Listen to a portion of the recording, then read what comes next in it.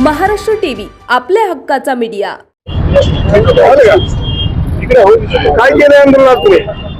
गेले आज जंतर मंतरवरती त्या ठिकाणी विद्यार्थी युवक आणि काँग्रेसच्या पार्टी सगळ्या कमिटीच्या वतीनं 33वा दिवस आहे त्या ठिकाणी आंदोलन सुरू आहे। ते आंदोलन सोनम वांगचुक यांनी सुरू केलं, नंतर त्याला पाठिंबा देताना काँग्रेस आणि पार्टी आणि त्यांचे समर्थक त्या ठिकाणी मैदानात उतरले।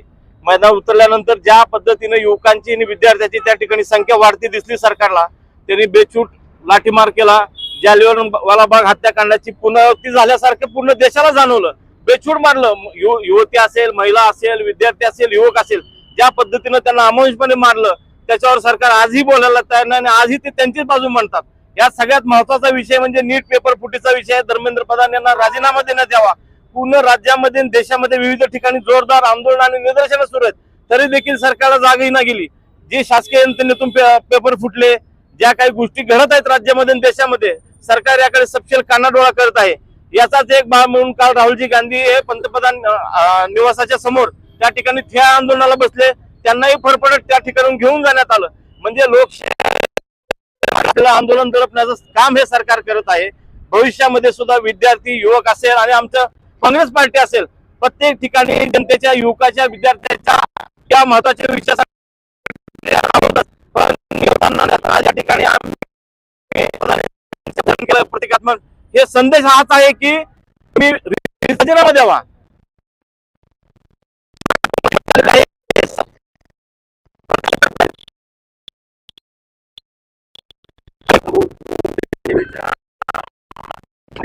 सदाभाऊ खोत हे मुळातच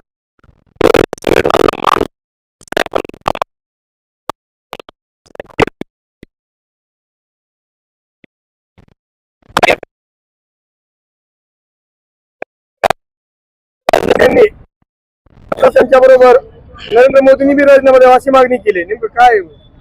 2014 पासून नरेंद्र मोदी देशाच्या सत्तेत आहेत आणि असा कुठला स्तर सोडला नाही की तो स्तर त्यांनी डिस्टर्ब केला नाही। केंद्रात, राज्यात, देशात सर्वत्र सत्तेच आहेत, तरी देखील आमदार फोड, मंत्री फोड, संघटना फोड आणि जे देशामध्ये घोटाळे होत आहेत, काय कंपनी विकल्या, शेतकऱ्यांचा प्रश्न एवढा 33 दिवस झाले बसलेले आहेत, बघायला तयार नाहीत। उलट त्यांच्यावर लाठीचार्ज झाला आणि पोलिसांच्या मार्फत करण्यात आला आणि तेवढं करून ते गबसले नाहीत, तर मूर्ख हा शब्द त्यांनी वापरला धर्मेंद्र प्रधानांनी। त्याच्यामुळे आम्ही त्या ठिकाणी निषेध करतो। मागच्या काही काळात या नरेंद्र मोदी सरकारच्या काळामध्ये जवळपास 152 परीक्षांचे पेपर लीक झालेले आहेत। जाणीवपूर्वक हे करण्यात आलेलं आहे, कारण या मोदी सरकारला आणि या भारतीय जनता पार्टीला शिक्षणाचा बट्ट्याबोळ करायचा आहे आणि त्यातून यांच्या मागे फिरण्यासाठी बेकारांची फौज यांना तयार करायची आहे।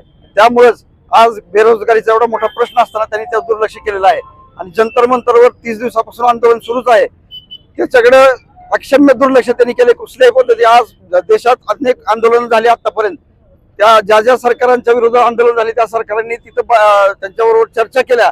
यांनी 30 दिवसात त्या आंदोलनाकडे ढुंकूनही पाहिलं नाही। साध्या गोष्टीवर ट्विट करणारे नरेंद्र मोदी आज तोंडावर पट्टी बांधून बसलेले आहेत। काँग्रेस पक्षाने मागच्या जवळपास नीटची परीक्षा फुटीपासून जोरदार आंदोलन केलेलं आहे, त्याचं कुठेही या सरकारला काही त्यांनी त्याच्यावर ऍक्शन घेतलेलं नाही।